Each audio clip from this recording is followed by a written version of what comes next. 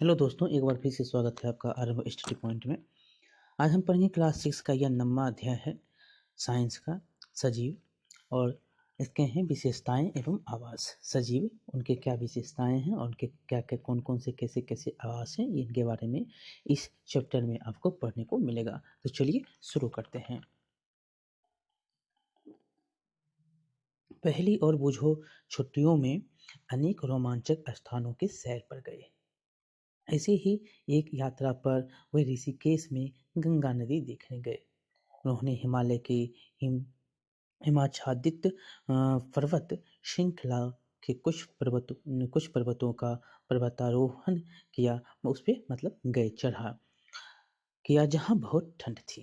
क्या थी? बहुत ही ज्यादा ठंड थी। इन पर्वतों पर उन्होंने ओक, चीर एवं देवदार जैसे अनेक वृक्ष देखे, जो उनके मैदानी क्षेत्र में और मैदानी क्षेत्र के विभिन्न बहुत जो वृक्ष हैं उससे ये भिन्न था।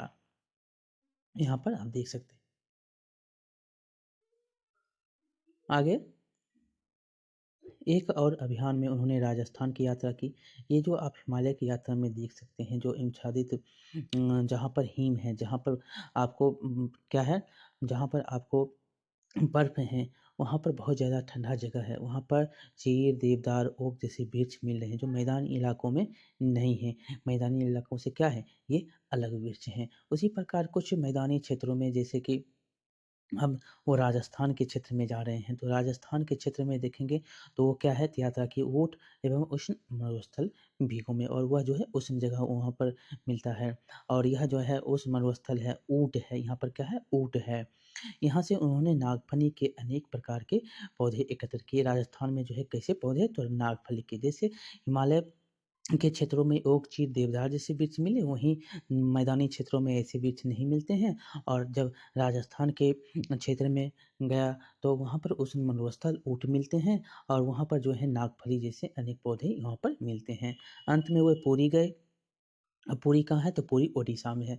तो अब आप देखिए, पूरा पुरी की ओर जाते हैं तो उन्होंने समुद्र तट की सैर की, और वहाँ केजुराइना के वृक्ष की कतार देखी। तो ये पुरी में कहाँ, तो पुरी में आपको केजुराइना के वृक्ष की कतार देखने को मिलती है। इन स्थानों के भ्रमण के रोमांचक एवं उल्लासपूर्ण क्षणों का स्मरण करते हुए उन्हें अचानक एक विचार आया। ये सभी स्थान एक दूसरे से भिन्न थे। कुछ बहुत ठंडे थे, कुछ बहुत उष्ण एवं शुष्क था, तथा कुछ क्या था, स्थान आर्द्र था। परंतु उन सभी स्थानों पर अनेक प्रकार के बहुत सारे जीव जो हैं, सजीव वस्तुएं थे। जो बहुत सारे जीव मतलब सब सजीव वस्तुएं थे। उन्होंने यह जानने की कोशिश की कि क्या पृथ्वी पर कोई ऐसा भी स्थान है जहाँ कोई भी जीव नहीं पाया जाता है। बुझो ने अपने घर के आसपास के स्थानों का ध्यान दिया। घर के अंदर उसने अलमारी एवं दरवाजे को देखा। उसने सोचा था कि इनमें कोई सजीव नहीं होगा, परंतु उसे एक छोटी सी मकड़ी नजर आई, जो अलमारी में आपको मिली थी उसको। घर से बाहर भी वह किसी ऐसे स्थान के बारे में सोच पाया जहाँ किसी न किसी प्रकार के जीव न पाए जाते हों।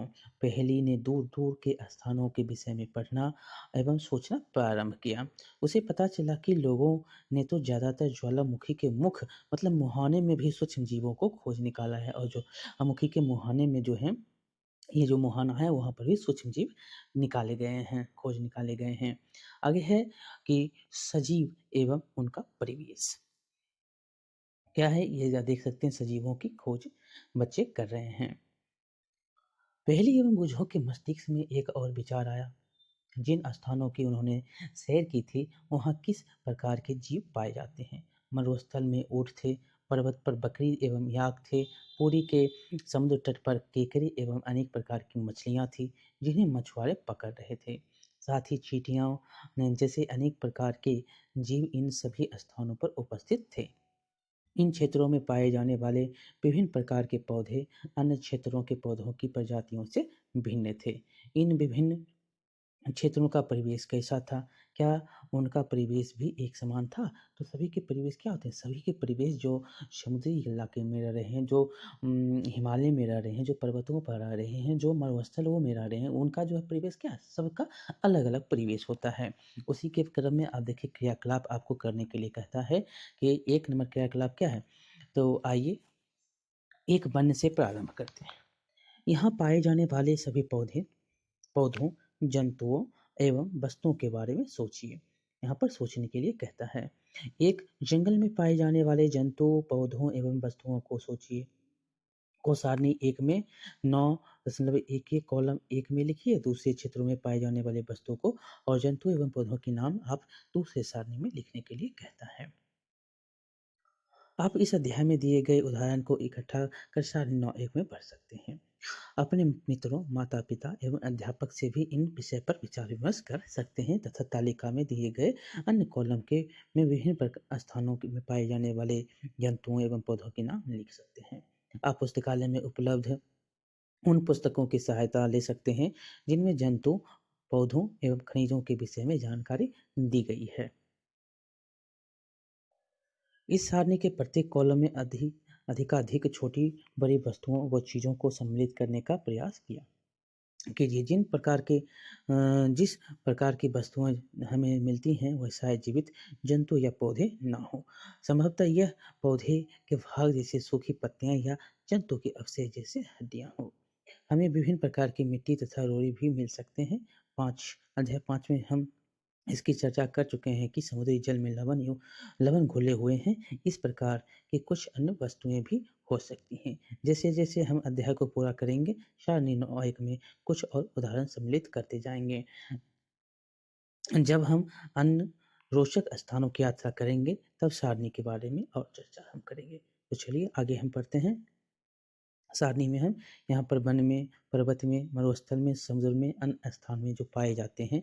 जैसे यहाँ पर आपने देखा वन में कौन से जीव पाए जाते हैं, कौन-कौन से लोग रहते हैं, कैसी उनकी जीविका है, कैसे वो रहते हैं, इनके बारे में यहाँ पर आप पढ़ सकते हैं। 9.2 में आप देखेंगे आवास एवं अनुकूलन। क्रियाकलाप में आपने बहुत सूचीबद्ध किए गए पौधों एवं जंतुओं से आपको क्या मिला? क्या आपको अनेक प्रकार के सजीव मिले? तो यह तालिका में आप समुद्री वाले कॉलम में समुद्र तथा मरुस्थल भिन्न प्रकार के परिवेश हैं। क्या है? समुद्र तथा मरुस्थल भिन्न प्रकार के परिवेश हैं। यहाँ पर उससे ऊपर है कि समुद्र वाले कॉलम को ध्यान से देखिए। क्या आपको प्रतीत होता है कि इन दोनों कॉलम के जीव बहुत अलग प्रकार के हैं? इन दोनों क्षेत्रों में किस प्रकार के परिवेश हैं? समुद्र में जंतु तथा पौधे लवणीय जल मतलब खारे पानी में रहते हैं। कहाँ? समुद्र में कैसे रहते हैं? तो लवणीय जल में रहते हैं, खारे पानी में रहते हैं। कौन? तो जंतु एवं पौधे तथा शोषण के लिए जल में विलय वस्तु ऑक्सीजन का उपयोग करते हैं और जल में कौन सा विलय है? तो ऑक्सीजन है, उसी का जो है वो शोषण करते हैं। मरुस्थल में जल बहुत कम मात्रा में उपलब्ध होता है। मरुस्थल दिन में बहुत गर्म और रात में बहुत ठंडा होता है। ये क्वेश्चन बहुत बार पूछे गए हैं। मरुस्थल क्या होता है? दिन में बहुत ही गर्म और रात में बहुत ही ठंडा होता है। मरुस्थल में पाए जाने वाले पौधे एवं जंतु भूमि पर रहते हैं एवं श्वसन के लिए आसपास की वायु का उपयोग करते हैं। समुद्र तथा मरुस्थल भिन्न प्रकार के परिवेश हैं। क्या है? ये भिन्न हैं और हम इन दोनों क्षेत्रों में बिल्कुल जो है भिन्न प्रकार के पौधे एवं जंतु देखते हैं। ऐसा क्यों होता है? क्या ऐसा नहीं है? आइए, 2 भिन्न प्रकार के परिवेश मरुस्थल तथा समुद्र से 2 जंतुओं ऊँट तथा मछली का परीक्षण करते हैं। ऊँट की शारीरिक संरचना उसे मरुस्थलीय परिस्थितियों परिस्थितियों के में रहने योग्य बनाती है और ऊँट के पैर लंबे होते हैं जिससे उसका शरीर रेत की गर्मी से क्या होता है? दूर रहता है। उनमें मूत्रोत्सर्जन की मात्रा बहुत कम होती है। वो उसकी जो पेशाब करने की मात्रा क्या होती है? बहुत ही कम होती है तथा मल शुष्क होता है। उन्हें पसीना मतलब स्वेद भी नहीं आती है। ऊँट को क्या होता है? पसीना नहीं आता है क्योंकि शरीर से जल का ह्रास बहुत कम होता है और इसके कारण जो है जल का ह्रास बहुत ही कम होता है। इसीलिए जल के बिना भी वह अनेक दिनों तक रह सकता है। कौन? तो ऊँट। आइए विभिन्न प्रकार की मछलियों को देखते हैं। इनमें कुछ को चित्र में दिखाया गया है, जो आप ऊपर देख सकते हैं। परंतु इतनी अधिक किस्म की मछलियों में क्या आपको इनकी आकृति में कुछ समानताएं दिखाई देती है? इन सभी का शरीर धारा रेखीय होता है। क्या सभी मछलियों का शरीर कैसा होता है? धारा रेखीय होता है, जिनकी चर्चा हम पहले कर चुके हैं अध्याय 8 में। उनकी यह आकृति उन्हें जल के अंदर विचरण करने में सहायता करती है। मछलियों का शरीर चिकने सल्कों से ढका होता है। ये सल्क मछली को सुरक्षा प्रदान करते हुए भी क्वेश्चन पूछे गए हैं। सुरक्षा कौन प्रदान करता है? तो वो चिकने सल्क उनको सुरक्षा प्रदान करता है। साथ ही उन्हें जल में सुगम गति करने में भी सहायता प्रदान करता है, सहायक है। अध्याय 8 में हमने चर्चा की थी कि मछली के पंख एवं पूंछ चपटी होती है, जो उन्हें जल के अंदर दिशा परिवर्तन एवं संतुलन बनाए रखने में सहायता करते हैं। मछली के गिल मतलब कलोम होते हैं। क्या होते हैं? मछली के कलोम होते हैं, जो उसे जल में श्वास लेने के लिए सहायता करते हैं। ये भी पूछा जाता है मछली कैसे सांस लेता है? तो गिल से सांस लेता है, क्लोम। हम देखते हैं कि मछली की संरचना उसे जल में रहने में सहायक होती है, तथा ओठ की संरचना क्या करती है? तो मरुस्थल में रहने के लिए वो सहायक होती है, सहायता करती है ऊँट को।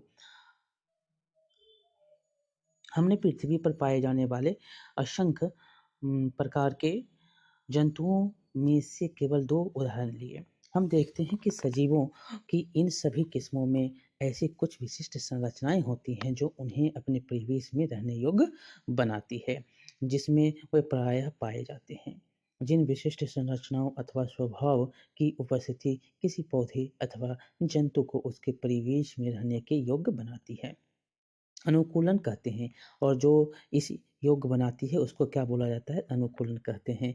जिन विशिष्ट संरचनाओं अथवा स्वभाव की उपस्थिति किसी पौधे अथवा जंतु को उसके परिवेश में रहने के योग्य बनाती है, वो क्या कहलाता है? तो अनुकूलन कहलाता है। अनुकूलन उसको हम कहते हैं, जो उसके योग्य बना देता है, उस परिवेश के जो है जो परिवेश है उसके योग्य रहने योग्य बना देता है, वो क्या कहलाता है? तो अनुकूलन कहलाता है। विभिन्न जंतु भिन्न परिवेश के प्रति अलग रूप में अनुकूलित हो सकते हैं। किसी सजीव का वह स्थान जिसमें वह रहता है उसका आवास कहलाता है। जहाँ पर वह रह रहा है वो क्या कहलाएगा? आवास कहलाएगा। अपने भोजन, वायु, शन स्थल एवं अन्य आवश्यकताओं के लिए जीव अपने आवास पर निर्भर रहता है। आवास का अर्थ है वास स्थान, मतलब एक घर। विभिन्न प्रकार के पौधे एवं जंतु एक ही आवास में संयुक्त रूप से रह सकते हैं। स्थल जमीन पर पाए जाने वाले पौधों एवं जंतुओं के आवास को स्थलीय आवास कहते हैं। जो जमीन पर पाए जा रहे हैं, पौधे हो या जंतु हो, वो क्या कहलाएंगे? तो आवास, जो जंतुओं के आवास को क्या कहलाता है? तो वो स्थलीय आवास कहलाता है। मतलब स्थल मतलब जमीन। वन वन, घास के मैदान, मरुस्थल, तटीय एवं पर्वतीय क्षेत्र स्थलीय आवास के कुछ उदाहरण हैं। जलाशय, दलदल, झील, नदियाँ एवं समुद्र, जहाँ पौधे एवं जंतु जल में रहते हैं। जलीय आवास है क्या? जो जल में रहता है वो क्या है? पौधे एवं जंतु जो जल में रह रहा है, जहाँ दलदल है, जहाँ झील है, नदी है, समुद्र है, यहीं पे वो सब रह रहे हैं, वो क्या हो जाएंगे? तो जलीय आवास हो जाएंगे। विश्व में विभिन्न भागों में पाए जाने वाले वनों, घास के मैदान, मरुस्थलों, तटीय एवं पर्वतीय क्षेत्रों में भी बहुत विषमताएं हैं। यह सभी जलीय आवासों के लिए भी सत्य है। किसी आवास में पाए जाने वाले सभी जीव, जैसे कि पौधे एवं जंतु, उसके जैव घटक हैं। क्या है? ये सब सभी उसके जैव घटक हैं। किसी आवास में पाए जाने वाले जो है सभी पौधे, जीव क्या होते हैं? जैसे कि पौधे एवं जंतु उसके जैव घटक होते हैं। किसी आवास में पाए जाने वाले सभी जीव, जैसे कि पौधा एवं जंतु, उसका क्या है? तो उसके जैव घटक हैं। चट्टान, मिट्टी, वायु एवं जल जैसी अनेक निर्जीव वस्तुएं आवास के अजैव घटक हैं। क्या है ये? निर्जीव वस्तुएं हैं, जैसे कि चट्टान हो गया, मिट्टी हो गया, वायु हो गया, जल जैसे अनेक जो निर्जीव वस्तुएं हैं आवास के होते हैं, वो अजैव घटक होते हैं।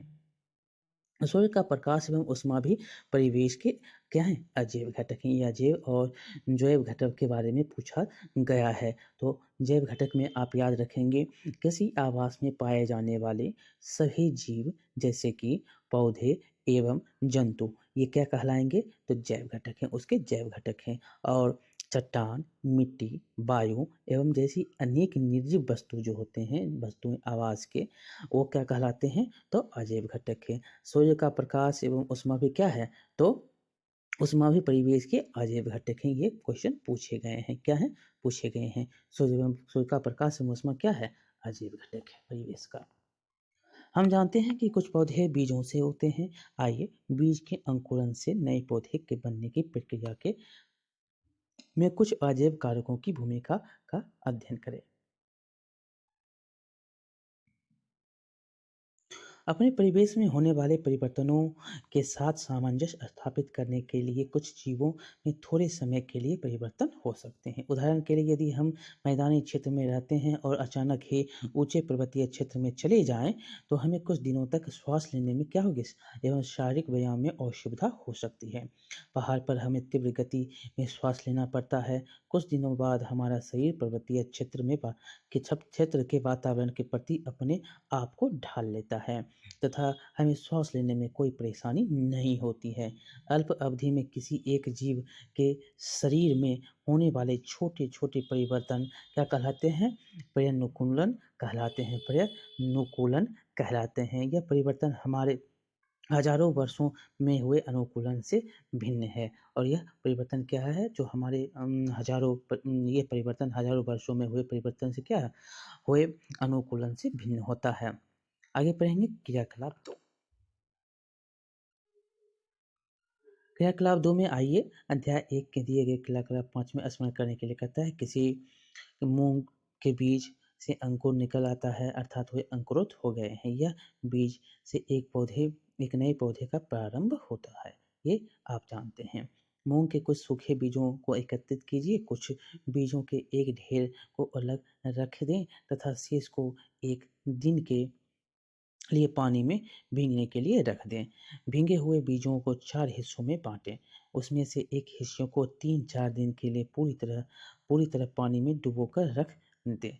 सूखे हुए बीजों को तथा पानी में पूरी तरह डूबे हुए बीजों को बिल्कुल ना हिलाएं। भीगे बीजों में से एक भाग को धूप वाले कमरे में तथा दूसरे भाग को पूरे अंधेरे में रख दें। जैसे कि अलमारी जिसमें धूप नहीं जाती है। अंतिम भाग को बहुत ही ठंडे वातावरण में रखें जैसे कि रेफ्रिजरेटर या उनके चारों ओर बर्फ लगा दें। इन 3 भागों को प्रतिदिन जल में नम रखें तथा अधिक जल को निकाल दें। कुछ दिन बाद आप क्या देखते हैं? क्या सभी पांचों भाग समान रूप से अंकुरित होते हैं? ये नहीं होता। क्या होता है? समान रूप से अंकुरित नहीं होते हैं। क्या सभी पांचों भाग समान रूप से अंकुरित होते हैं?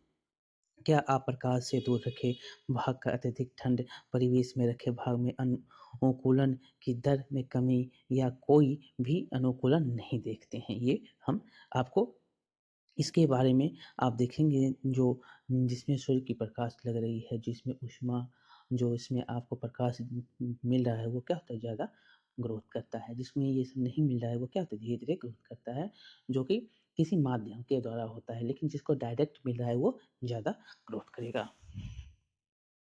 क्या आपने पाया कि वायु, जल, प्रकाश तथा ऊष्मा जैसी अजैव घटक सजीवों के लिए अत्यंत आवश्यक है? यही जो है आपको यहाँ पर बताया गया कि ये सभी जीवों के लिए क्या है? अत्यंत ही आवश्यक है, सबकी ज़रूरत होती है। वास्तव में ये अजैव कारक सभी सजीवों के लिए क्या है? महत्वपूर्ण है। ये अजैव कारक हैं लेकिन सजीवों के लिए बहुत ही महत्वपूर्ण है।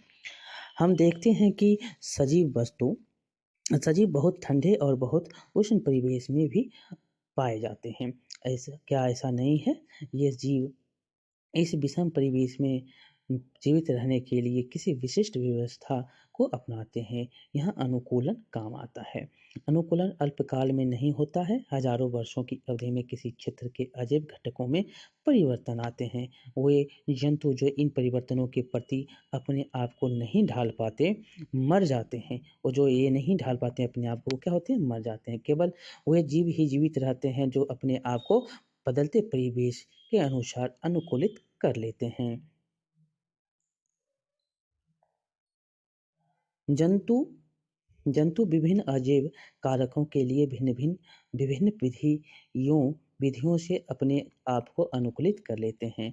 इसका परिणाम विभिन्न भिन्न आवासों में जीवों की विविधता का होना है। आइए कुछ आवासों, इनके अजैव घटकों एवं उसमें रहने वाले विभिन्न जीवों में अनुकूलन का अध्ययन करते हैं। विभिन्न आवासों की यात्रा। कुछ स्थलीय आवास जैसे कि मरुस्थल। मरुस्थल के अजैव घटकों एवं ऊंट के अनुकूलन के विषय में हम पहले ही चर्चा कर चुके हैं। मरुस्थल में पाए जाने वाले अन्य जंतुओं एवं पौधों में क्या होता है, क्या उनमें भी इसी प्रकार के अनुकूलन पाए जाते हैं, इसके बारे में चलिए हम पढ़ते हैं। अब देखिए, बिल में मरुस्थलीय जंतु, ये देख सकते हैं जो बिल में मरुस्थलीय जंतु, आप चूहा को देख सकते हैं, सांप को देख सकते हैं। ये सांप दिख रहा है, ये चूहा दिख रहा है, ये क्या है, जीव में बिल में ये सब रहते हैं। कहाँ, बिल में, नीचे बिल में रहते हैं। मरुस्थल में रहने वाले चूहे एवं सांप के ऊँट की भांति लंबे पैर नहीं होते। दिन की तेज गर्मी से बचने के लिए वे भूमि के अंदर गहरे बिल में रहते हैं, और ये गहरे बिल में रहते हैं। और रात्रि के समय जब तापमान में कमी आती है तो ये जंतु क्या होते हैं, बाहर निकल जाते हैं, बाहर निकलते हैं, जो आप देख सकते हैं। मरुस्थल में उगने वाले कुछ पौधे, ये मरुस्थल में जो उगते हैं, कैक्टस जो होता है, ये मरुस्थल में उगने वाला पौधा होता है। मरुस्थल में होने वाले कुछ सामान्य पौधे को यहाँ पर दिखाया गया है। ये पौधे मरुस्थल में जो है, मरुस्थल के प्रति किस प्रकार अनुकूलित हैं, क्रियाकलाप 3 में हम देखेंगे। गमले में लगा एक कैक्टस तथा पत्तियों वाला एक पौधा कक्षा में लाइए। दोनों पौधों के कुछ भाग को पॉलीथीन थैली से ढककर उसी प्रकार बांधिए जिस प्रकार अध्याय 7 में हमने पहले पौधे को बांधा था और उसमें वाष्पोषण की क्रिया हुई थी। गमले में लगे पौधे को धूप में रख दीजिए तथा कुछ घंटे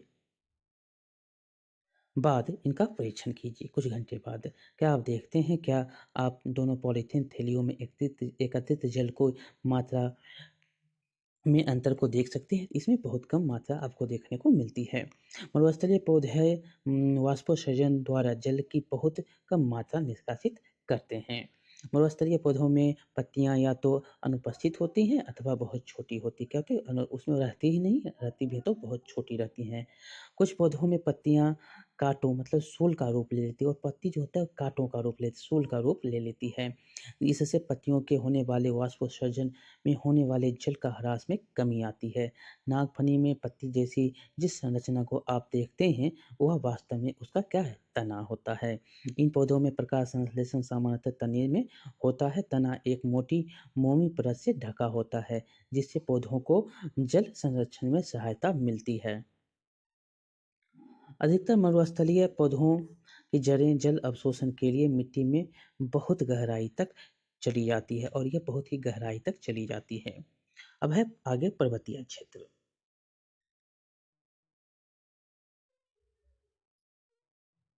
देखिए, पर्वतीय क्षेत्र में आपको वही आवास क्षेत्र सामान्यतः बहुत ठंडे होते हैं। क्या होते हैं, ये क्षेत्र बहुत ही ठंडा होता है और इनमें तेज हवा चलती है। कुछ क्षेत्रों में शीतकाल में हिमपात भी होता है और बर्फ भी गिरते हैं शीतकाल में। और पर्वतीय क्षेत्रों में पौधे एवं जंतुओं की अनेक प्रजातियां पाई जाती है। यहाँ पर देख सकते हैं जो पौधे कैसे हैं, त्रिकोण क्या हैं, शंकुआकार हैं, शंकु के आधार के यहाँ पर देख सकते हैं। यदि आप पर्वतीय क्षेत्र में रहते हैं अथवा वहाँ घूमने गए हैं तो आपने ऐसे वृक्ष, अनेक वृक्ष देखे होंगे, परंतु क्या आपने ऐसे वृक्षों के अनेक अनेक क्षेत्रों में भी देखा है, अपने क्षेत्रों में आपने ऐसे वृक्षों को अन्य क्षेत्रों में देखा है?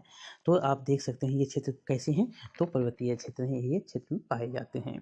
ये वृक्ष आपने अपने आवास में विद्यमान परिस्थितियों में रहने के लिए किसी प्रकार अनुकूलित है। किस प्रकार अनुकूलित है, ये है जो भी ठंडे दिनों में ये ठंडे क्षेत्रों में पाए जाते हैं और ठंडे दिनों में ये ज़्यादा ही आगे बढ़ते हैं। यहाँ पर देख सकते हैं बहुत पहाड़ी तेंदुआ है, याक है, पहाड़ी बकरी है, पर्वतीय आवास में प्रति अनुकूलित होते हैं। ये क्या होते हैं, पर्वतीय आवाज़ के प्रति अनुकूलित होते हैं। यहाँ पर देख सकते हैं, याक है, बकरी है और जो तेंदुआ है। सामान्यतः ये जो हैं पेड़ कैसे होते हैं, ये वृक्ष सामान्यतः शंकुआकार होते हैं तथा इनकी शाखाएं तिरछी होती है। इनमें से कुछ वृक्षों की पत्तियां सुई के आकार की होती है, जिससे वर्षा का जल एवं हिम सरलता से नीचे की ओर खिसक जाता है। पर्वतों पर इन वृक्षों में अधिक भिन्न आकृति एवं आकार वाले वृक्ष भी मिल सकते हैं। पर्वत पर जीवित रहने के लिए इनमें कुछ अन्य प्रकार की अनुकूलन हो सकता है।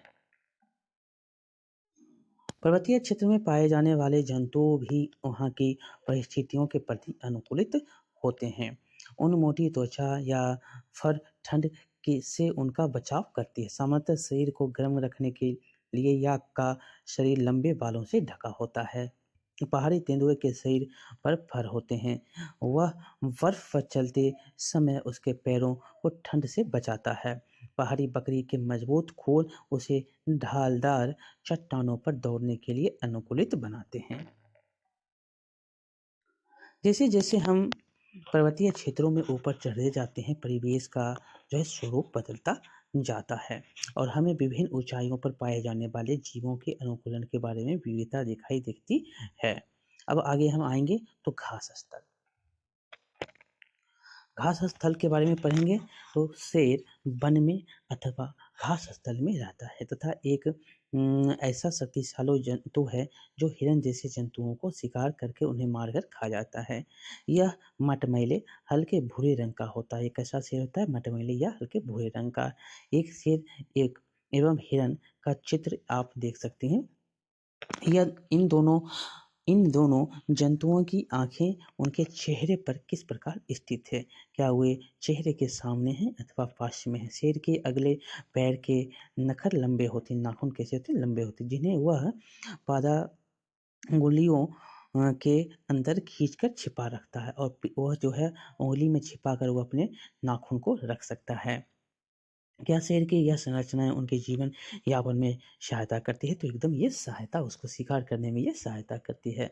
उसका मोटा मटमैला हल्का भूरा रंग शिकार के दौरान उसे घास के सूखे मैदान में जो है छिपाने में रखता है। छिपने के लिए वो उसका शरीर उसी प्रकार का है और छिपाए रखता है और शिकार को पता भी नहीं चलता। चेहरे के सामने की आँखें उसकी आँखें कैसी होती हैं, चेहरे के सामने होती हैं। उसे वन में दूर तक शिकार खोजने में सहायता करती है। ये आप देख सकते हैं जो उसकी आँखें कैसी हैं, चेहरे के सामने हैं, लेकिन इसके आँख क्या है, चेहरे के सामने नहीं है, इसके साइड में है। एक दूसरा जंतु हिरन है जो वन या घास स्थल में रहता है। पौधों के कठोर तने को चबाने के लिए इसके मजबूत क्या होते हैं, दांत होते हैं, मजबूत दांत। हिरन को अपने शिकारी शेर जैसे जंतु जो उसे अपना शिकार बनाते हैं की उपस्थिति की जानकारी आवश्यक है ताकि वह उसका शिकार न बन सके और वहां से भाग जाए। उसके लंबे कान उसे शिकारी की गतिविधि की जानकारी देते हैं। उसके सिर के पास में साइड में दोनों ओर स्थित आंखें प्रत्येक दिशा में देखकर खतरा महसूस करता है कर सकता है। हिरन की तेज गति उसे शिकारी से दूर भागने में सहायक होती है। शेर, हिरन तथा अन्य जंतुओं एवं पौधों में और भी बहुत सी विशिष्ट संरचनाएं होती हैं जो उन्हें अनेक आवास में जीवित रहने योग्य बनाती हैं। अब आगे पढ़ेंगे कुछ जलीय आवास। हमने मैदानी पर्वतीय आवास के बारे में पढ़ा, मरुस्थल के बारे में पढ़ा। अब हम समुद्र के बारे में पढ़ेंगे जो जलीय आवास है। समुद्र में रहने के लिए मछली के अनुकूलन के विषय में हम चर्चा कर चुके हैं। दूसरे बहुत से समुद्री जंतुओं का शरीर भी धारा रेखीय होता है जिससे वह जल में सुगमता से चल सके। स्क्विड एवं ऑक्टोपस जैसे कुछ समुद्री जंतुओं का शरीर आमतौर पर धारा रेखीय नहीं होता है। किनका, तो ऑक्टोपस का शरीर धारा रेखीय नहीं होता है। स्क्विड जो होते हैं उनका भी स्क्विड जो होते हैं उनके भी शरीर धारा रेखीय नहीं होते हैं। वे समुद्र की गहराई में तलहटी में रहते हैं तथा अपनी ओर आने वाले शिकार को पकड़ते हैं। जब वे जल में चलते हैं तो अपने शरीर को धारा रेखीय बना लेते हैं। जल में श्वास लेने के लिए उनमें गिल कलोम होते हैं। डॉल्फिन एवं व्हेल जैसे कुछ जंतुओं में गिल नहीं होता, ये भी याद रखना है, इनके पास क्या होता है, गिल नहीं होते हैं। ये सिर पर स्थित नासाद्वार अथवा बात छिद्रों द्वारा श्वास लेते हैं। नासाद्वार द्वारा ये या बात छिद्रों द्वारा ये सांस लेते हैं। कौन? डॉल्फिन या व्हेल। ये जल में लंबे समय तक बिना श्वास लिए रह सकते हैं। वे समय समय पर समुद्री सतह मतलब जल से बाहर आकर श्वसन छिद्र से जल बाहर निकालते हैं एवं श्वास द्वारा स्वच्छ वायु अंदर भरते हैं। ये काम इनका होता है। किनका? तो डॉल्फिन एवं व्हेल का। क्या आपने कभी दूरदर्शन अथवा समुद्री जीवन की चलचित्र में डॉल्फिन की जो है रोचक क्रिया को आप देख सकते हैं।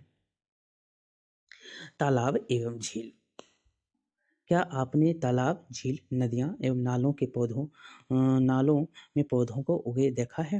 यदि संभव हो तो समीपवर्ती किसी तालाब के भ्रमण पर जाइए और वहाँ दिखाई देने वाले कुछ पौधों को बाहर निकाल लीजिए।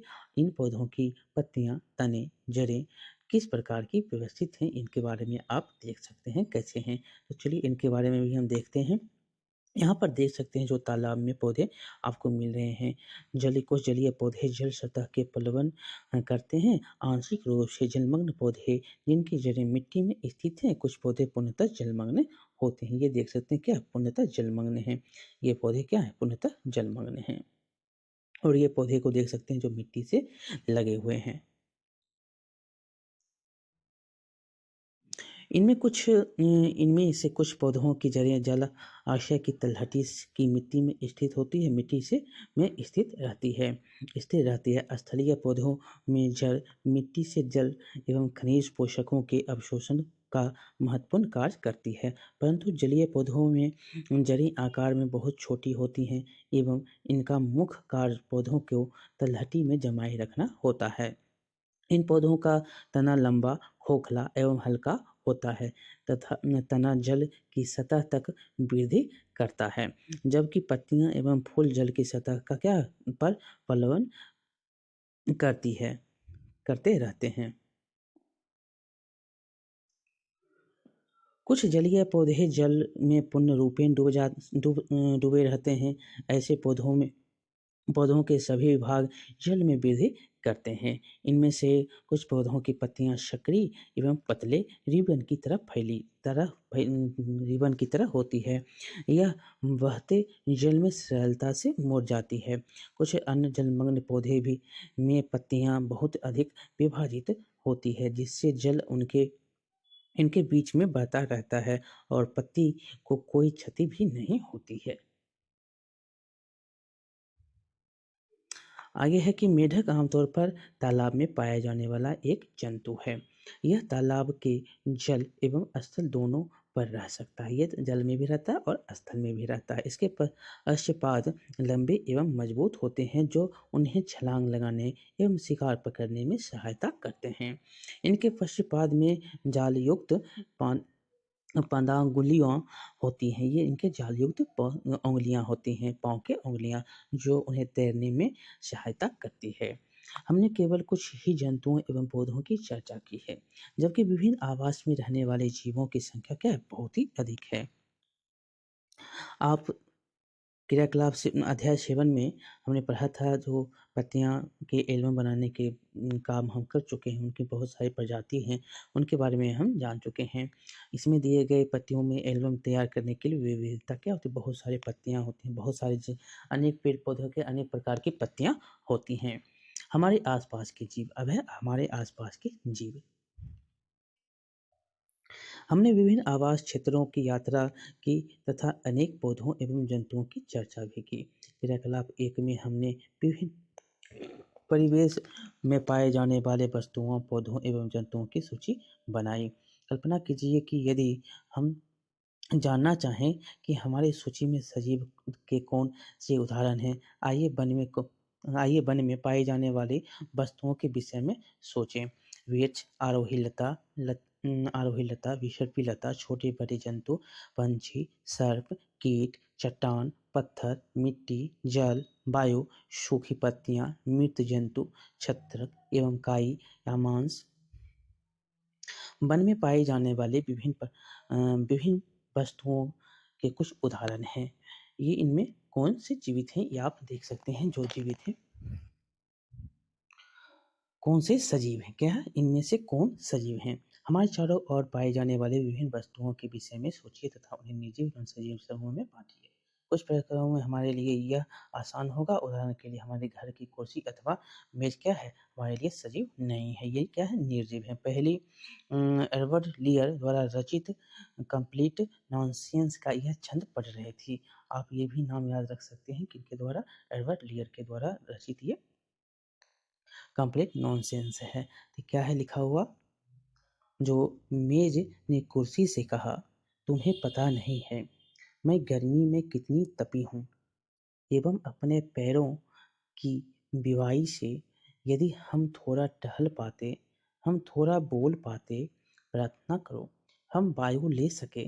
मेज ने कुर्सी से कहा, कुर्सी ने मेज से कहा, अब तुम जानती हो कभी हम समर्थ नहीं हैं।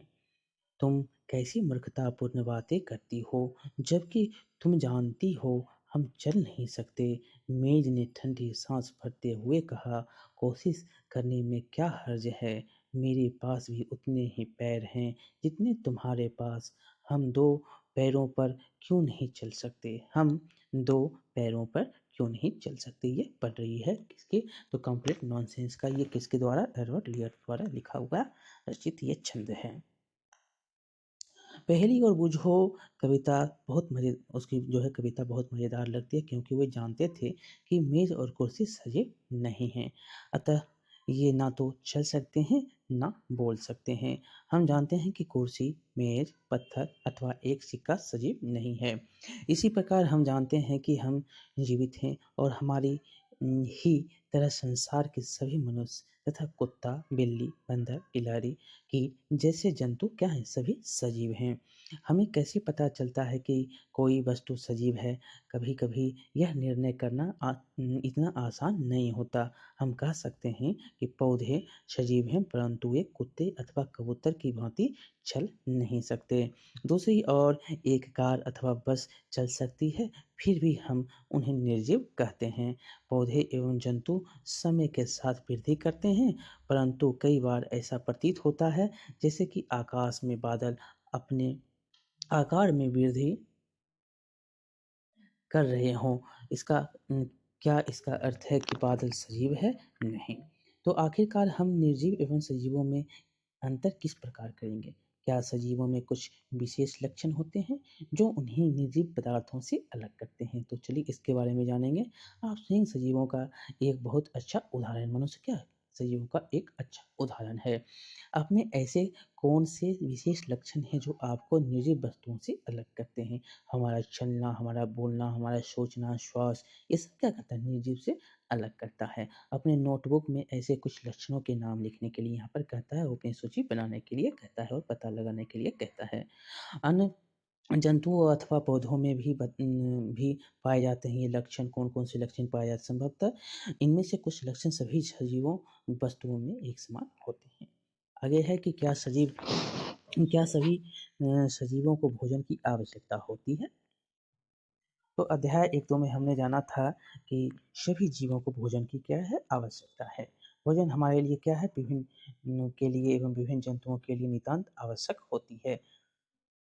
हमें हमने यह भी सीखा है कि पौधे प्रकाश संश्लेषण के द्वारा अपना भोजन स्वयं बनाते हैं। जंतु भोजन के लिए पौधे अथवा अन्य जंतुओं पर क्या करता है, निर्भर रहता है। पौधे एवं अन्य जंतुओं पर निर्भर रहता है। भोजन सजीवों को उनकी वृद्धि के लिए आवश्यक ऊर्जा प्रदान करता है। सजीवों को उनके अंदर होने वाले अन्य जैव परिक्रमों के लिए भी ऊर्जा आवश्यक है। क्या सभी जीवों क्या सभी जीवों में वृद्धि परिलक्षित होती है? क्या 4 वर्ष पुराना कुर्ता आपको अभी भी ठीक आता है? इसे आप अब और नहीं पहन सकते। क्या ऐसा नहीं है? इन वर्षों में आप लंबे हो गए हैं, आपको इसका आभास नहीं हो रहा है, लेकिन आप में हर समय वृद्धि हो रही है और कुछ वर्ष बाद आप वयस्क हो जाएँगे। ये आप जानते हैं आप में क्या वृद्धि हो रही है, आप धीरे-धीरे बढ़ रहे हैं। जंतुओं के बच्चे भी वृद्धि कर वयस्क हो रहे हों। आपने स्वयं अवश्य देखा कि कुत्ते के पिल्ले वयस्क हो जाते हैं। एक अंडे से स्फुटित होकर चूजा मुर्गी मुर्गी का बच्चा वृद्धि करके मुर्गी में परिवर्तन हो जाता है। पौधे भी वृद्धि करते हैं। अपने चारों ओर पाए जाने वाले विभिन्न प्रकार के पौधे का अवलोकन आप कर सकते हैं। छोटे से अंकुरन से वो कितना बड़ा पौधा बन जाता है, पेड़ बन जाता है। इनमें से कुछ बहुत छोटे तथा नवजात हैं, जो कुछ विकसित हैं। ये सभी वृद्धि की विभिन्न स्थितियाँ हो सकते हैं। कुछ दिनों और कुछ सप्ताह के बाद पौधों को देखिए, आप देखेंगे कि उनकी लंबाई में वृद्धि हुई है। वृद्धि सभी सजीवों के में होती है। क्या होती है? वृद्धि सभी सजीवों में होती है। यहाँ पर मुर्गी को देख सकते हैं, एक चूजा से बढ़कर मुर्गा बन जाता है। क्या सभी सजीव श्वसन करते हैं? तो इसके बारे में हम पढ़ेंगे। क्या हम श्वसन के बिना जीवित रह सकते हैं? तो नहीं। जब हम श्वास लेते हैं तो बाहर की वायु हमारे शरीर के क्या होती है? अंदर जाती है। जब हम श्वास छोड़ते हैं तो शरीर के बाहर की वायु क्या होती है? बाहर जाती है। श्वास लेना श्वसन क्रिया का एक हिस्सा है। श्वसन में अंदर ली गई वायु की ऑक्सीजन की कुछ मात्रा का उपयोग होता है। क्या होता है? ऑक्सीजन जो हम लेते हैं उसका मात्रा का कुछ उपयोग होता है। इस क्रिया में बनी कार्बन डाइऑक्साइड को हम श्वास द्वारा बाहर क्या करते हैं? निष्कासित कर देते हैं, बाहर निकाल देते हैं। ऑक्सीजन लेते हैं, कार्बन डाइऑक्साइड क्या करते हैं? निष्कासित कर देते हैं। गाय, भैंस, कुत्ता, बिल्ली जैसे कुछ जंतुओं में श्वसन क्रिया मनुष्य की तरह ही होती है। इनमें से किसी भी जंतु का विश्राम की अवस्था में परीक्षण कीजिए तथा उनके अंदर उसके उदर की गति पर ध्यान दीजिए। यह मंद गति उनकी श्वास लेने की क्रिया को दर्शाती है। वो भी क्या करते हैं? सांस लेते हैं। श्वसन सभी सजीवों के लिए क्या है? आवश्यक है। ग्रहण किए गए भोजन से श्वसन के द्वारा ही हमारे शरीर को ऊर्जा मिलती है। क्या होता है?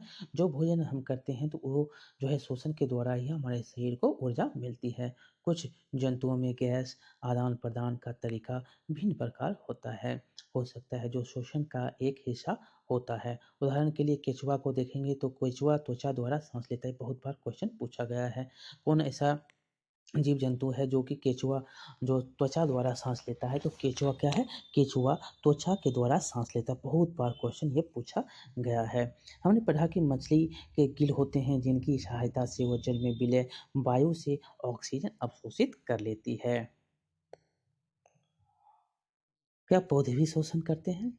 पौधे की श्वसन क्रिया में गैसों का आदान प्रदान मुख्यतः उनकी पत्तियां द्वारा होता है। आपने पढ़ा है कि जो आप ऑक्सीजन लेते हैं, कार्बन डाइऑक्साइड छोड़ते हैं, वही कार्बन डाइऑक्साइड क्या लेती है? पेड़ पौधे लेते हैं और ऑक्सीजन छोड़ते हैं, वो पत्तियां के द्वारा करते हैं। पत्तियां में जो है सूक्ष्म रंध्रों द्वारा वायु को अंदर लेती है। पत्तियां क्या करती हैं? सूक्ष्म रंध्रों द्वारा जो होती है, छोटी छोटी छोटी रंध्र होती है, वो पत्तियों में वो उसके द्वारा लेती हैं। आप ये जो देख सकते हैं, ये छोटी-छोटी पत्तियों में रंध्र होते हैं, ये पत्तियों के रंध्र होते हैं। इसी से वो लेती हैं, वायु अंदर लेती हैं तथा ऑक्सीजन का उपयोग करती हैं और कार्बन डाइऑक्साइड वायु में निष्कासित कर देती है। ये क्या करती है? तो वो तथा ऑक्सीजन का उपयोग करती हैं और यह कार्बन डाइऑक्साइड को वायु में निष्कासित कर देती है। आगे है कि हम जानते हैं कि प्रकाश की उपस्थिति में पौधे वायु की कार्बन डाइऑक्साइड का उपयोग करके क्या करते हैं? भोजन बनाने में करता है और ऑक्सीजन को वो छोड़ देता है। ऑक्सीजन को छोड़ता है और कार्बन डाइऑक्साइड को लेता है। यहाँ पर लेकिन वायु में जो है वो गैस का आदान-प्रदान जो करता है, श्वसन जो क्रिया करता है, उसमें भी आप देखेंगे तो ऑक्सीजन लेता है और कार्बन डाइऑक्साइड छोड़ता है। और जब भोजन बनाने की प्रक्रिया होती है तो वो क्या करता है? तो कार्बन डाइऑक्साइड का उपयोग करता है और ऑक्सीजन को छोड़ता है। ये कन्फ्यूजन वाला यहाँ पर क्वेश्चन है, यहाँ से पूछा क्वेश्चन बहुत बार गए हैं। श्वसन क्रिया दिन और रात दोनों में ही निरंतर चलती रहती है। ये भी क्वेश्चन पूछे गए हैं पेड़ पौधे की जो या मनुष्य की क्या है, श्वसन क्रिया दिन और रात दोनों चलती रहती हैं। भोजन बनाने की प्रक्रिया में निष्कासित ऑक्सीजन की मात्रा पौधे द्वारा श्वसन में प्रयोग की गई ऑक्सीजन की अपेक्षा बहुत अधिक होती है। क्या होती है? बहुत ही अधिक होती है ऑक्सीजन। अब आगे है, क्या सभी सजीव उद्दीपन के प्रति अनुक्रिया करते हैं? जब आप नंगे पैर टहल रहे हों तथा उनका आपका पैर अचानक ही किसी कांटे तथा नोकीली वस्तु पर पड़ जाए, तो आप किस प्रकार अनुक्रिया करेंगे? जब आप अपने प्रिय व्यंजन को देखते हैं अथवा उसके विषय में सोचते हैं, तो क्या अनुभव होता है? आप अंधेरे स्थान से अचानक तेज धूप में जाते हैं, तो क्या होता है? आपकी आँखें स्वतः ही कुछ क्षण के लिए बंद हो जाती है, जब तक कि वे तेज प्रकाश की अभ्यस्त नहीं हो जाती। आपका प्रिय व्यंजन तेज प्रकाश एवं कांटों। उपरोक्त स्थिति में आपको बाह्य वातावरण में होने वाले परिवर्तनों के कुछ उदाहरण हैं। हम इन सभी प्रकार के परिवर्तन के प्रति अनुक्रिया करते हैं। वातावरण में होने वाले इन परिवर्तन को क्या कहते हैं? इन्हीं परिवर्तन को उद्दीपन कहते हैं। जो ये परिवर्तन हो रहा है, ये क्या है? उद्दीपन है। क्या दूसरे जंतुओं में भी उद्दीपन की प्रति अनुक्रिया होती है? तो हाँ, होती है। खाना देते समय जंतु मतलब पशु के व्यवहार को ध्यान से देखिए। क्या वे भोजन देखते ही अचानक अधिक चैतन्य नहीं हो जाते? जब आप एक चिड़िया की और कदम बढ़ाते हैं, तो वह क्या करती है? तो वो उड़ जाती है। जब जंगली जानवरों पर तीव्र प्रकाश डालते हैं, तो वो भाग खड़े होते हैं। इसी प्रकार यदि रात्रि में आप रसोई घर में बल्ब प्रदीप्त कर देते हैं, तो कॉकरोच अचानक अपने छिपने का स्थान में भाग जाते हैं। क्या आप जंतुओं में उद्दीपन के प्रति अनुक्रिया के कुछ उदाहरण दे सकते हैं? आप जानते हैं कि आप अगर कुत्ते को आप बुलाते हैं, सीटी मारते हैं, रोज़ मारते हैं, तो वो आपके पास वो सीटी से आ जाता है। क्या ये उद्दीपन है? वो प्रक्रिया है जो आप परिवर्तन ये हो रहा है। क्या आप क्या पौधे भी उद्दीपन के प्रति अनुक्रिया दर्शाते हैं? कुछ पौधों के पुष्प केवल रात्रि के समय में ही खिलते हैं। कुछ पौधों के पुष्प सूर्यास्त के बाद बंद हो जाते हैं। छुई मुई मतलब गुल मेहंदी जो होती है कि गुल मेहंदी के पौधे की पत्तियां छूने पर अचानक क्या होती है? मुरझा जाती है, ये सिकुड़ जाती है। ये पौधे में उद्दीपन के प्रति अनुक्रिया के कुछ उदाहरण हैं। अब देखेंगे क्रियाकलाप 4। क्रियाकलाप 4 में क्या है? तो एक कमरे की खिड़की जिससे दिन के समय धूप मतलब सूर्य का प्रकाश आती है, हो के पास एक पौधे का गमला रखिए। यहाँ पर देख सकते हैं जो सूर्य के प्रकाश आ रहे हैं रखा गया, यहाँ पर गमला है। कुछ दिनों तक पौधे को नियमित जल देते रहें। क्या यह पौधा खुले स्थान पर रखे पौधे की तरह सीधा ऊपर की ओर वृद्धि करता है? नहीं। ये क्या करता है? तो ये सूर्य की तरफ वृद्धि करता है। यदि यदि यह सीधा वृद्धि नहीं करता, तो ज्ञात कीजिए यह किस ओर मुड़ता है? तो ये सूर्य की ओर मुड़ता है। आपके विचार में क्या किसी उद्दीपन के प्रति अनुक्रिया है? हाँ, तो सूर्य के प्रति ये क्या है? अनुक्रिया कर रहा है। सभी सजीव वस्तुएं अपने परिवेश में होने वाले परिवर्तनों के प्रति क्या करते हैं? अनुक्रिया दर्शाती है। सजीवों में उत्सर्जन। अब उत्सर्जन क्या होता है? तो उनके बारे में हम पढ़ेंगे। सभी सजीव भोजन करते हैं। जीव इस ग्रहण किए हुए भोजन की संपूर्ण मात्रा का उपयोग नहीं करता। आहार का केवल कुछ ही भाग सजीव के शरीर द्वारा उपयोग में आता है। भोजन के बचे हुए शेष भाग क्या होता है? वे इसी अपशिष्ट के रूप में शरीर से बाहर निकाल देते हैं। विभिन्न जैव प्रक्रमों के फलस्वरूप हमारे शरीर में कुछ अवशिष्ट पदार्थ उत्पन्न होते हैं। सजीवों द्वारा इन अवशिष्ट पदार्थों को निष्कासन के प्रक्रम को क्या कहते हैं? तो उत्सर्जन कहते हैं। जो हमारे शरीर के लिए नहीं उपयोगी है, जो अपशिष्ट पदार्थ बच गया है, उसको निकालने की प्रक्रम को क्या बोलते हैं? तो उत्सर्जन बोलते हैं। क्या पौधों में भी उत्सर्जन होता है? हाँ, पौधे भी उत्सर्जन करते हैं, परंतु उसमें इस प्रक्रम का ढंग कुछ अलग है। कुछ पौधे में यह अपशिष्ट पदार्थ पौधे के कुछ विशेष भागों में संग्रहित किए जाते हैं, जिससे पौधे को कोई हानि नहीं पहुंचती है। कुछ पौधों में अपशिष्ट पदार्थों का निष्कासन श्राव के रूप में होता है। उत्सर्जन सजीवों का एक दूसरा सामान्य लक्षण है। उत्सर्जन क्या है? सजीवों का एक दूसरा सामान्य लक्षण है। क्या सभी सजीव प्रजनन करते हैं? तो इसके बारे में हम पढ़ेंगे।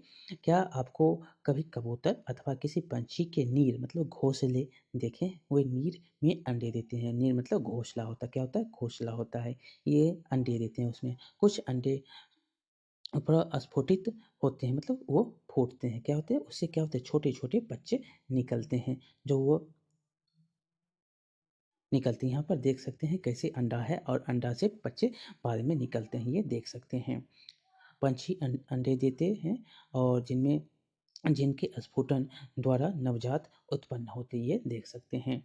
जंतु जंतु प्रजनन द्वारा अपने समान संतान उत्पन्न करता है। क्या करता है? ये प्रजनन द्वारा समान संतान उत्पन्न करता है। भिन्न जंतुओं में प्रजनन का ढंग क्या अलग अलग होता है। कुछ जंतु अंडे देते हैं जिनसे शिशु निकलते हैं। कुछ जंतु जो हैं शिशु को ही जन्म देते हैं। यहाँ पर देख सकते हैं बच्चे देने वाले कुछ जंतु। आगे यहाँ पर है पौधों भी प्रजनन करते हैं क्या? तो हाँ, पौधे भी प्रजनन करते हैं। जंतुओं की तरह पौधे भी प्रजनन के तरीके क्या होते हैं? भिन्न भिन्न होते हैं। बहुत से पौधे बीजों द्वारा प्रजनन करते हैं और पौधे बीज उत्पादित करते हैं। हम उन्हें अंकुरित करके नए पौधे उगा सकते हैं। यहाँ पर देख सकते हैं पौधे को अंकुरित होकर एक नया पौधा बन रहा है। कुछ पौधे बीज के अतिरिक्त अपने कायिक भागों द्वारा भी नए पौधे उत्पन्न करते हैं।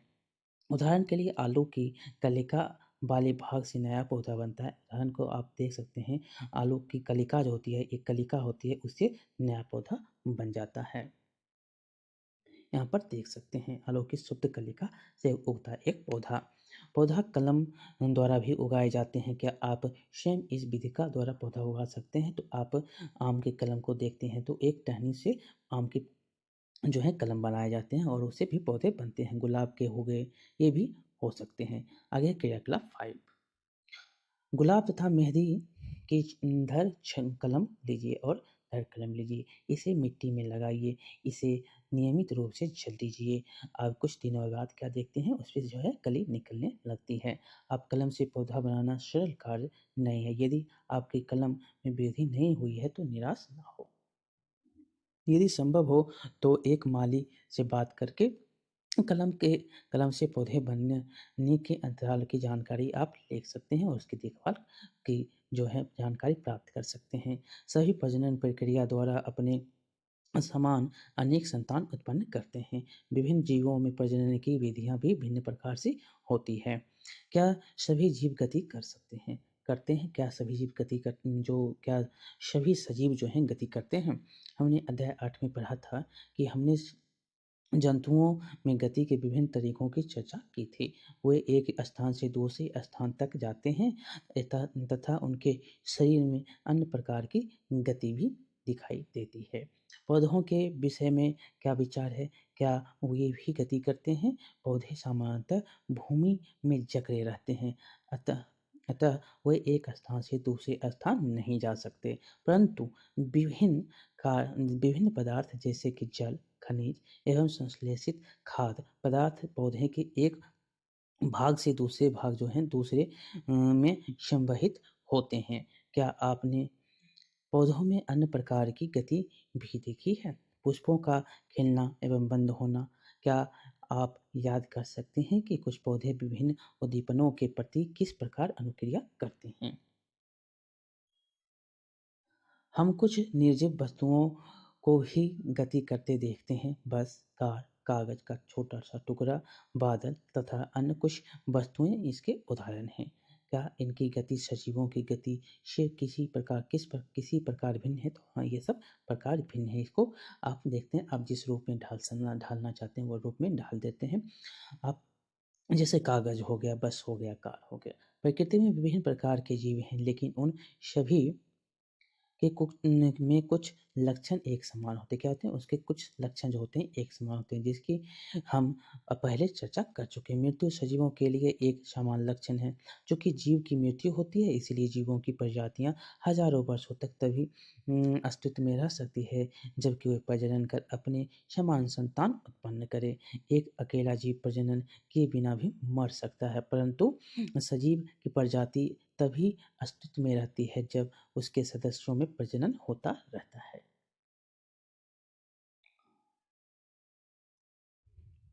आगे है कि हमने देखा कि सभी सजीव वस्तुओं में कुछ विशिष्ट लक्षण समान रूप से दिखाई देते हैं। उन सभी को भोजन की आवश्यकता होती है। उनमें शोषण, उत्सर्जन, उद्दीपन के प्रति अनुक्रिया, प्रजनन, गति एवं वृद्धि होती है एवं मृत्यु भी होती है। क्या हम ऐसे कुछ निर्जीव वस्तुओं को जानते हैं जिनमें इन लक्षणों में कुछ लक्षण दिखाई देते हैं? कार, साइकिल, घड़ी एवं नदी का जल गति करते हैं। आकाश में चंद्रमा गति करता है। हमारे देखते देखते एक बादल के आकार में वृद्धि हो जाती है। क्या इन वस्तुओं को सजीव कहा जा सकता है? हमें स्वयं से प्रश्न करना होगा कि क्या इनमें सजीवों के अन्य सभी लक्षण भी पाए जाते हैं? नहीं, ये गति करते हैं, लेकिन ये सजीव नहीं हैं। सामान्यतः सजीवों में वे सभी लक्षण पाए जाते हैं जिनकी हमने चर्चा की, परंतु निर्जीव वस्तुओं में वे सभी लक्षण पाए जाते हैं और सभी लक्षण एक साथ दिखाई नहीं देते हैं। क्या यह हमेशा सत्य है? हमें सभी सजीवों में वे सभी लक्षण जिनकी हमने चर्चा की हमेशा निश्चित रूप से दिखाई देते हैं? क्या हमें निर्जीवों में वे सभी लक्षण कभी भी एक साथ दिखाई नहीं देते हैं? उनमें से मात्र कुछ लक्षण ही दिखाई देते हैं। इस विषय को और अच्छी तरह से समझने के लिए आइए किसी बीज के विषय में विचार करें। कुछ विशिष्ट उदाहरण देखें। उदाहरण, मूंग के बीज के बारे में क्या होता है? क्या यह जीवित है? यह एक दुकान अथवा भंडार में महीनों रखा रहता है तथा इसमें कोई वृद्धि नहीं होती अथवा जीवन के कुछ अन्य लक्षण भी दिखाई नहीं देते, परंतु जब हम इन्हीं बीजों को मिट्टी में बोकर जल से सींचते हैं तो यह पौधा बन जाता है। क्या महीनों तक दुकान में रखे बीज को भोजन की आवश्यकता थी अथवा उसमें उत्सर्जन, वृद्धि अथवा प्रजनन हुआ था? तो ये नहीं हुआ था। हमने देखा कि कुछ ऐसे भी उदाहरण हैं जब हम सरलता से नहीं कह सकते कि उनमें सजीवों के सभी लक्षण दिखाई दे रहे हैं जिससे उन्हें जीवित कहा जा सके। फिर जीवन क्या है? तो आगे है जीवन क्या है। गेहूँ की बोरी में अपना हाथ डालिए। क्या आपको कुछ गर्मी का अनुभव होता है? गेहूँ की बोरी में कुछ गर्मी उत्पन्न होती है। यह गर्मी बीजों के शोषण का कारण उत्पन्न होता है। ये जो शोषण कर रहे हैं, ये बीज क्या कर रहे हैं? शोषण कर रहे हैं। इसी के कारण वो बीज में आपको गर्मी अनुभूति होती है। हमने देखा कि बीजों में शोषण की क्रिया जो है उस समय भी चलती है जब अन्य जैव प्रक्रम उतने सक्रिय नहीं होते। संभवतः हमारे प्रश्न आखिर जीवन क्या है का उत्तर देना इतना सरल नहीं हो सकता, परंतु अपने चारों ओर पाए जाने वाले जीवों की विविधता को देखकर अचानक ही मुंह से निकल जाता है कि जीवन सुंदर है। जीवन क्या है? सुंदर है। उसी में आप देखेंगे तो प्रमुख शब्द हैं अनुकूलन, जलीय आवास, प्रक्रम, उत्सर्जन, वृद्धि, आवास, सजीव, प्रजनन, शोषण, उद्दीपन। ये प्रमुख आपका शब्द हो गया।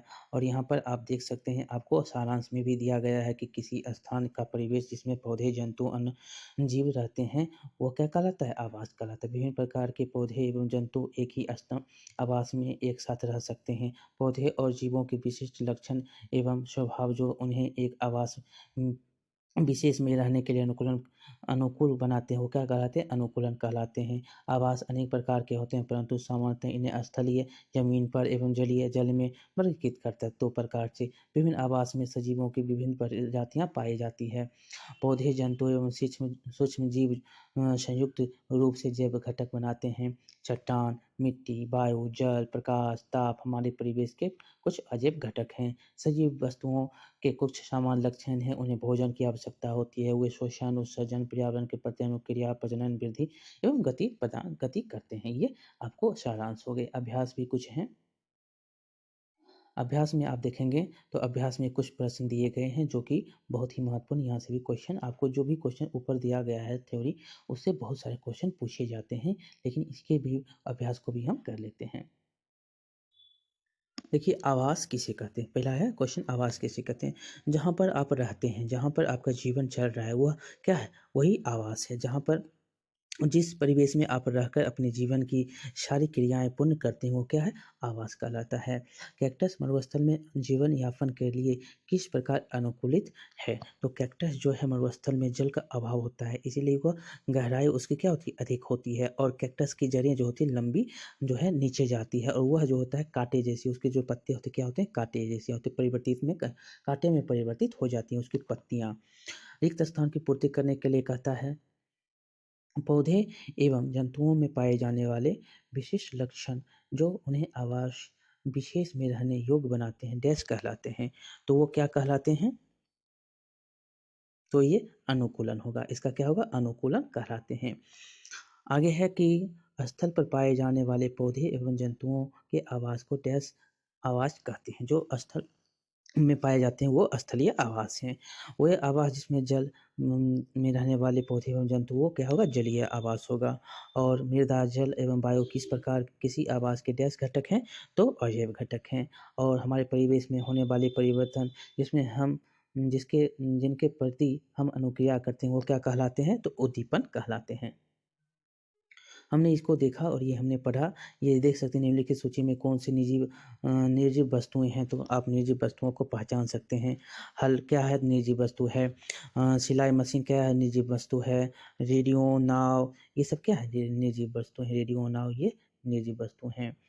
किसी ऐसी निर्जीव वस्तुओं का उदाहरण दीजिए जिनमें सजीवों के 2 लक्षण दिखाई देते हैं।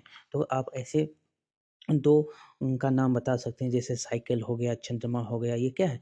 निर्जीव है, लेकिन आपको इसमें गति पाया जाता है। और चंद्रमा का भी देखेंगे तो आकार घटता और बढ़ता, ये भी क्या है? सजीव के लक्षण इसमें भी दिखाई पड़ते हैं। निम्न में से कौन-सी निर्जीव वस्तुएँ किसी समय सजीव का अंश थी?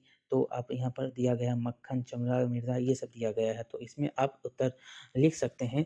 जैसे मक्खन हो गया, चमड़ा हो गया, ऊन हो गया और खाद्य तेल हो गया, सेब हो गया, ये सब आपको सजीव का अंश थी। सजीव के विशिष्ट लक्षण सूचीबद्ध करने के लिए कहता है, तो बहुत सारे लक्षण आप यहाँ पर लिख सकते हैं। सजीव के विशिष्ट लक्षणों में आप लिख सकते हैं कि इसके जो होते हैं, सभी जीवों में वृद्धि का परिलक्षण होता है, सभी जीवधारियों में शोषण होता है, सभी जीवों में उद्दीपन के प्रति अनुक्रिया होती है, सभी जीवधारियों में उत्सर्जन किया जाता है और सभी जीवधारी गति करते हैं। और 8वां अंतिम क्वेश्चन है, घास के मैदानी क्षेत्रों में रहने वाले जंतुओं को अपना अस्तित्व बनाए रखने के लिए तीव्र गति क्यों आवश्यक है? संकेतक घास स्थल आवासों के छिपने के लिए वृक्षों की संख्या बहुत अधिक जो है कम होती है। तो आप इसमें बता सकते हैं कि घास के मैदानी क्षेत्रों में घास के अतिरिक्त बड़े-बड़े वृक्षों का अभाव पाया जाता है। इस अभाव के परिणाम स्वरूप यहाँ रहने वाले प्राणी तीव्रगामी होते हैं। और क्या होता है? तो जिससे वे स्वयं को अपने शत्रुओं से तथा वातावरण की प्रतिकूलता से रक्षा कर सके। ये इस प्रकार इसके आंसर भी बन गए हैं और आपने इस चैप्टर को अच्छी तरह से पढ़ा भी। बहुत समय, थोड़ा ज़्यादा समय लग गया, कोई बात नहीं है। तो चलिए आपको कैसा लगा वो आप बताएँगे, लाइक करेंगे, शेयर करेंगे, सब्सक्राइब करना कभी नहीं भूल सकते, आप करेंगे ही, हमको पता है। तो चलिए मिलते हैं अगले वीडियो में, तब तक के लिए बहुत-बहुत धन्यवाद।